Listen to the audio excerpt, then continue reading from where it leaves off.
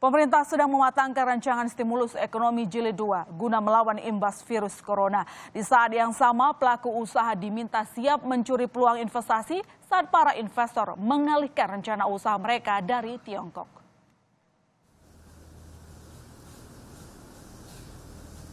Membaiknya kondisi di Wuhan, Tiongkok memberikan angin segar bagi industri dalam negeri.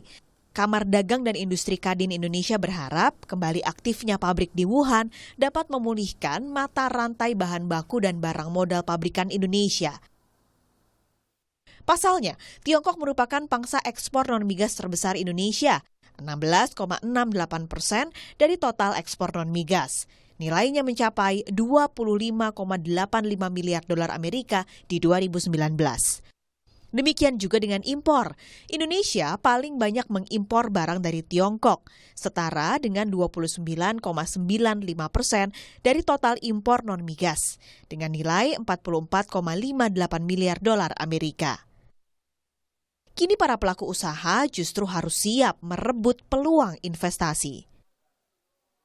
Kita mendapat masukan juga misalnya dari 500 perusahaan Jerman, seperempat akan pindah ke Asia. Nah, ini kesepakatan ini yang harus kita rebut, dan ini karena mereka melihat Indonesia belum merupakan global value chain, dan ini adalah kesempatan buat kita untuk menarik investasi masuk ke Indonesia, dan dalam hal ini pemerintah akan bergerak aktif untuk, karena kesempatan ini adalah kesempatan yang tidak terjadi dalam bisnis sehari-hari, dan tentunya kesiapan dari pemerintah dunia usaha ini sangat diharapkan.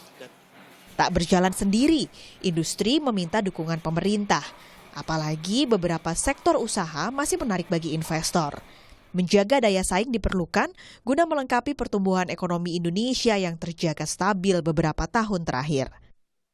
Dalam beberapa tahun ke depan, beberapa sektor misalnya yang punya peluang untuk pertumbuhan tinggi ya memang ada di Indonesia gitu ya. Misalnya ada hilirisasi, ada sektor industri manufaktur juga sebenarnya ada beberapa yang punya potensi untuk tumbuh lebih tinggi di Indonesia gitu. Nah, memang kembali lagi catatannya adalah apa yang sudah dicanangkan oleh pemerintah, yaitu membangun daya saing itu tetap penting gitu.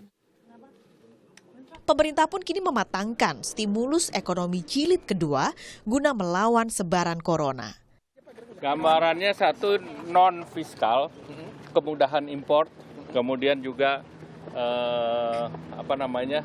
integrasi sistem untuk impor maupun ekspor, kemudahan SK dan yang lain. Yang fiskal, Ibu Sri Mulyani kan sudah menyampaikan yang terkait dengan PPh 21 maupun 25. Kita sedang kalkulasi. Sebelumnya, stimulus ekonomi jilid pertama telah ditebar. Sasarannya adalah industri pariwisata serta menambah dan mempercepat penyaluran bantuan sosial. Tim Liputan, Kompas TV.